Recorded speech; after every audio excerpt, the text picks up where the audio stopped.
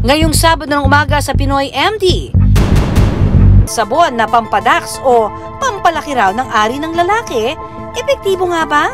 Meriendang abot kaya na, masustansya pa. Masarap eh. Healthy. Magandang umaga po sa inyong lahat mga kapuso. Salamat sa muling paggising ng umaga para samahan kami dito sa Pinoy MD. Pero don't you worry, hindi ho namin sasayangin ang paggising nyo ng umagang-umaga dahil marami kaming isi-share sa inyo ng mga interesting health facts and information na kailangan ninyong malaman. At para samahan po tayo, syempre this Saturday morning, para sa mga kwentuhang pangkalusugan, makakasama po natin ang ating resident obstetrician gynecologist. Walang iba kundi si Dr. Raul Quillamor, otherwise known as Doc Q. Ayan, mamaya ho abangan natin siya at nagbabalik pa rin po ang Pinoy MD, and this time around nakakasama na natin si Doc Q, ang ating resident obstetrician gynecologist, para gabayan po tayo sa mga usaping pangkalusugan. Eto na, Doc Q, good morning! Good morning, Connie, at syempre sa lahat nating mga kapuso, magandang umaga sa inyong lahat. Sa mga kasimanwa ko sa Antique, mayad nga aga kaninyong atanan. Eto na, syempre, ang ating first question, Doc Q. May risk daw ba ang mga katulad niya na 40 weeks preggy? Ang tanong mula naman kay Maria Thalia Cantor Juan. Ang isang pagbubuntis ay umaabot ng 40 weeks pero meron tayong allowance ng 2 weeks plus or minus 2 weeks yan. So ibig sabihin, kung isang babae expected date niya ngayong araw, pwede pa siyang mag-labor ng 2 weeks before or even 2 weeks after ng kanyang expected date. However, kung lumampas man siya ng 40 weeks, may ginagawa naman ang mga obstetricians o yung mga obstetric caregivers ng mga paraan para ito ang baby ay magawa natin ng antepartum fetal surveillance at sa ganun ay malalaman natin kung okay pa naman si baby sa loob o hindi. No? Kung may mga problema makikita doon sa antepartum fetal surveillance sa pamamagitan ng ultrasound at saka ng electronic fetal monitoring ay pwede na siyang i-induce o di kaya kung wala namang nakikitang problema doon, pwede namang ituloy yung kanyang paghihintay ng 2 weeks. Pag lumampas na siya ng 42 weeks, doon nag-umpisa yung problema kasi kumukonti na yung amniotic fluid o yung panubigan. At pag dumumi si baby sa loob, ay pwedeng malunok ni baby yung kanyang dumi at ito ay makakos ng pneumonia o ng respiratory distress syndrome sa baby. Question number 2 for you, Doc. Ano naman daw ang ibig sabihin kapag sinabing naka-breech position ang sanggol sa sinapupunan? Delikado ba daw yan? From Maylene Tungol Fama.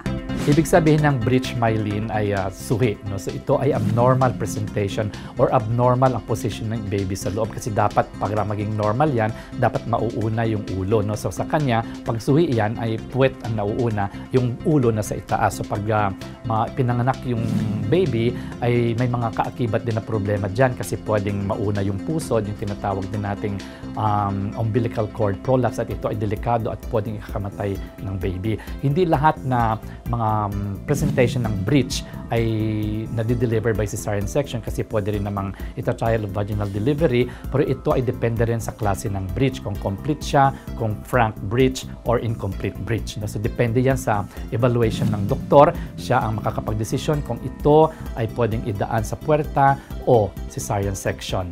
Thank you, Doc. Samantala, we have 2 more questions pa rin ang ating pong babalikan sa, syempre, pagbabalik pa rin ng Pinoy MD, kaya stay tuned. Baka yung question nyo na ang aming pong mabasa. And last but not the least, ito naman ang tanong.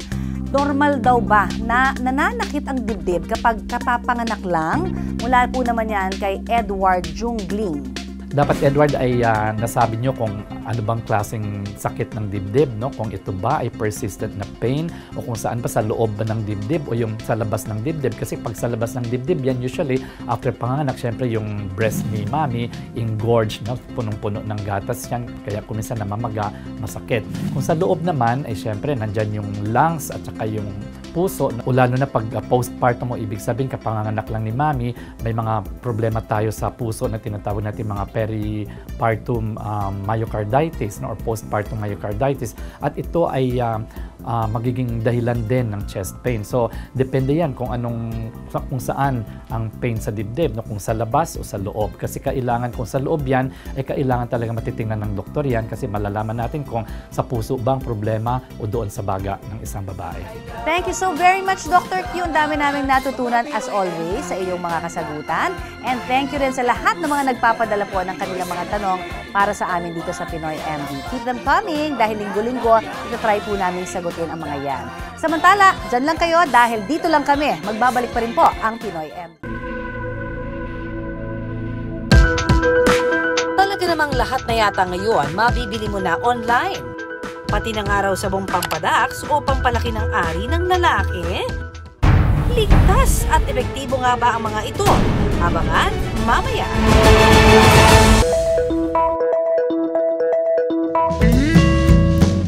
Merienda na mura, abot kaya at masustansya ang ihahain namin ngayong umaga. Sa mga pihikang chikiting, papasa kaya? Pizza pero prutas ang toppings? Cheese po. Na may kamatis. Masarap po. Mas masarap eh. Healthy po. Fried saging with a twist? Gawayan sa saging. Masarap siya. Kasi meron siyang ingredients na talaga. Ang kalabasa na french fries sa unang tingin. Para siyang lasang ng french fries. Para siyang cheese stick. Matamis. Onte. Para siyang gulay na anong tawag dun sa mahaba? Ang challenge, gawing masustansya ang mga paboritong merienda. Kakasa ka ba? Ang kumasa, si Mommy April. Na nahihirapan ako kasi syempre ngayon, budget. So more on gulay kami, isda. Ang sikreto raw, diskarte sa pagluluto. Nang ginagawa ko, minsan dinadaya ko. Tulad yan, may times na hindi nila gusto yung etong gulay na to. Inihahalo ko siya doon sa niluluto ko. Ginagrind ko siya o kaya ini-smash ko siya, ganun. Para makain nila na hindi nila alam na may gulay pala yun. Gaya ng DIY pizza na paborito raw ng mga bata. Ang secret ingredient ni Mommy April, prutas? Kesa masira, gawin na lang yung alternate, yung ibang putahe pa. Kasi total, mga anak ko may naman din talaga sa pizza. Ang kailangan para dito ay tinapay, itlog, tomato sauce, mangga, kiwi, kamatis, keso at mantika. Nakahiwa na siya. So ngayon, 3 egg. Tapos mix lang natin siya. No oven? Worry no more dahil pwedeng-pwede itong gawin sa kawali. Una, painitin ang kawali at lagyan ng 1 to 2 tablespoons ng mantika. At saka para magmukha talaga siyang pizza dough, pwede na natin ilagay ang ating pre-prepare na. Ihulma lamang ito na sakto sa kawali. Susunod natin ang ating tomato sauce. Depende po kasi yan sa dami ng nilagay nyo na tinapay. So, ikakalat natin siya sa ating dough. Maaari nang ilagay ang ating toppings. Sa pagluluto naman po ng fruit pizza, depende na po sa inyo yan kung ano gusto nyo ilagay na prutas. Isunod ang mangga at kiwi. Kung walang makuhang kiwi, huwag mag-alala dahil optional lamang naman ito. Siyempre, mas marami. Mas matutuwa sa paningin ng mga bata. Gaganahan sila kumain. Hindi kumpleto ang pizza pag walang cheese. Takpan lamang ito ng 3 to 5 minutes hanggang sa matunaw ang keso sa ibabaw. Ang prutas pizza, masarap na, mainam pa sa katawan. In general po, yung fruits natin ay high in vitamins, minerals, antioxidants, and fiber din. Yung mangoes and kiwi po. Mataas po sila sa vitamin C na nakakatulong para mag-strengthen ng ating immunity. At dahil hilig din ng mga bata ang french fries, ang merienda experiment ni Mommy April, ginamitan niya ng kalabasa.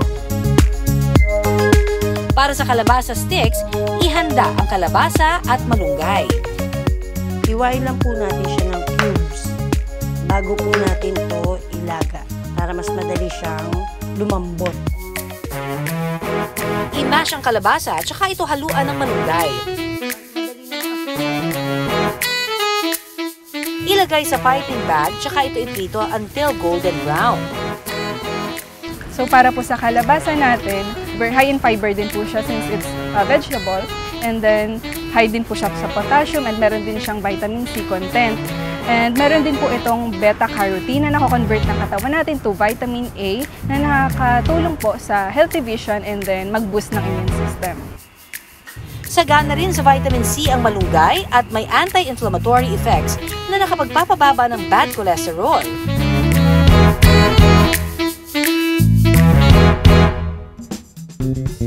At panghuli sa ating healthy merienda, saging na saba na ang palaman, ube halaya.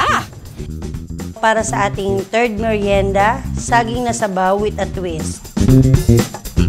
Better sana kung yung saging na gagamitin natin ay sobrang hinog para madali siyang durugin. Isunod na ang powdered milk, harina at asukal. Halu-haluin na po natin muna siya ulit, 2 to 3 egg yolk. Haluin po natin siya ulit. Pagkatapos, pwede na itong ihulma. Palaman na natin ng ating ube halaya at cheese. Irolo ito sa breadcrumbs for coating. At iprito ng 2 to 3 minutes or until golden brown. Nutrient dense po itong food item na ito and also high in fiber. Healthy siya for our heart and our gut sa ating digestive system since it promotes po healthy bowel movements and then may lowering effect po ito ng ating bad cholesterols. May paalala ang nutritionist sa mantikang ginagamit sa pagprito. Kapag masyado nang gamit yung mantika, kagaya ng parang nangingitim na ito, o kaya nag-iiba na yung amoy, wag na po natin gamitin o palitan na natin para maiwasan po natin yung harmful effects nito, yung mga health hazards na maaaring mangyari sa atin kasi maaaring may carcinogenic effect po ito sa ating kalaunan. Pero ang tanong, ang masusustansyang merienda, pasado kaya? Ang hahatol, syempre ang mga chikiting. Matamis. Ang saging. Masarap po. May ube po siya. May saging. Cheese po. Na may kamatis. Maasim po. Kasi po mas masarap eh. Healthy po. Para siyang cheese stick. Matamis. Onte. Para siyang gulay na, anong tawag dun sa mahaba? Corn. Parang crunchy. Crunchy at juicy. Masarap siya, lalo yung sa ube niya, yung flavor niya. Sarap din yung cheese niya, tas yung ube niya, rich yun. Sakto lang, bagay yung pagka-mix. Paano kung sabihin namin na saging yan? Gawa yan sa saging. Masarap siya, parang siyang meron siyang ingredients ng halo-halo. Approve na sa bulsa, approve pa sa panlasa ng mga bata. Ang inihahandang merienda, hindi lang dapat swak sa panlasa. Swak din dapat sa sustansya at sa bulsa. –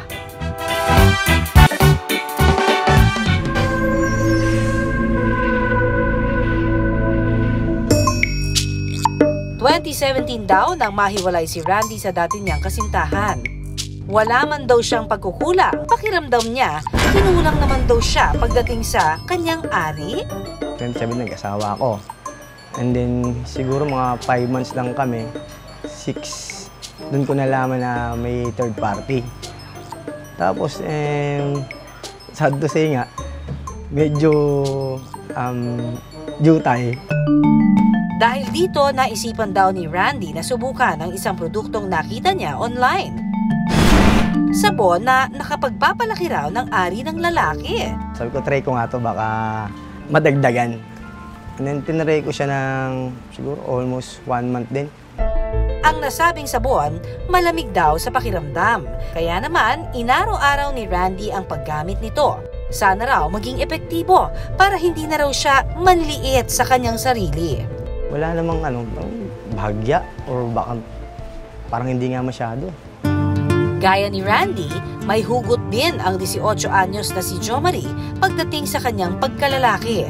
Madalas daw siyang makantsawan kapag ang pinag-uusapan, malakihan. Bakit ito lang?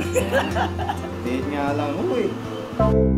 Dahil dito, naisipan din daw niyang gumamit ng sabon na kapareho sa sinubukan ni Randy. Matagal ko na po talaga insecurity na hindi ko may pagmalaki na, kasi barkada ko po puro lalaki. Nasabi po nila, pare, bakit naman parang ganyan, late ng ano mo? Kasi yun nga po kapag nagkakasama-sama kami, hindi po maiwasan yung ganyang biruan, di ba? Pero imbis na magkaroon ng malaking resulta, si Jo Marie tila tinubuan pangaraw ng mga pantal sa kanyang singit na mahapdi at makati. Kaya naman, makalipas lamang ang isang buwan, itinigil na niya ang paggamit nito. Parang hindi na po maganda yung resulta. Ang nakalagay din po kasi doon, pangpaputi, tapos pampalaki po ng ari. Kaya nga rin po ko nainganyo kasi pang ano ng flows, ganun. Tapos doon ko lang po napansin na hindi po pala talaga. Huwag po maniniwala sa mga ganun na sinasabi sa product. Kung tatanungin ang urologist na si Dr. Joe Benchua, ang sabon na nakapagpapalaki umano sa ari ng lalaki hindi epektibo. Lalo pa nga't hindi ito aprobado ng Food and Drug Administration o FDA. Wala siya talagang effect. Ang marketing ng mga sabon na yon is nagpapahaba ng ari, nagpapalaki ng ari at nagpapatagal ng sexual performance. Pero sa katotohanan, wala naman siya talagang ganong effect. Ang usual temporary effect nila is meron kasi silang soothing or cooling sensation. Ang mahirap pa raw sa mga ganitong produkto na hindi dumaan sa pagsusuri ng mga eksperto, posibleng may taglay ito ng matatapang na kemikal. At imbis na makabuti baka makasama pa. Gaya na nga ng nangyari kay Jo Marie. Nagbigay paalala rin si Doc sa mga nag-i-inject naman ng petroleum jelly para mapalaki ang kanilang mga ari. Hindi raw ito dapat ginagawa dahil may kaakibat itong komplikasyon. Maraming maling paraan na ginagawa ng ibang lalaki tulad ng pag-inject nila ng petroleum jelly which later on pagsisisihan nila dahil masyadong masama ang epekto nito. Karamihan ng mga naglalagay ng petroleum jelly, nagpapatanggal sila later on dahil lalong sumasama ang itsura ng ari nila. Sa tanong kung mayroon nga ba talagang paraan o produkto na nakapagpapalaki sa ari ng lalaki, ang sagot mismo mula sa ating mga eksperto, wala. Kaya, huwag basta-bastang maniniwala sa mga nakikita o nabibili ninyo online. Sa mga lalaki na naliliitan sa kanilang ari, hindi raw dapat maliit ang tingin nila sa kanilang mga sarili. Hindi ba't ang sabi nga? Sinasabi nga, size doesn't matter. Tandaan na ang sukat ng ari, kailan may hindi sukatan ng pagkalalaki. Ako po si Connie Sison, nagpapaalala na iisa lamang ho ang ating katawan, kaya dapat lamang natin itong pangalagaan. At ako naman si Dr. Q, ang inyong obstetrician gynecologist. At tandaan, unahin ang kalusugan at tumutok po tuwing Sabado ng umaga dito lang sa nag-iisang tahanan ng mga doktor ng bayan. Ito po ang Pinoy MD! Kaya dapat itong pangalagaan.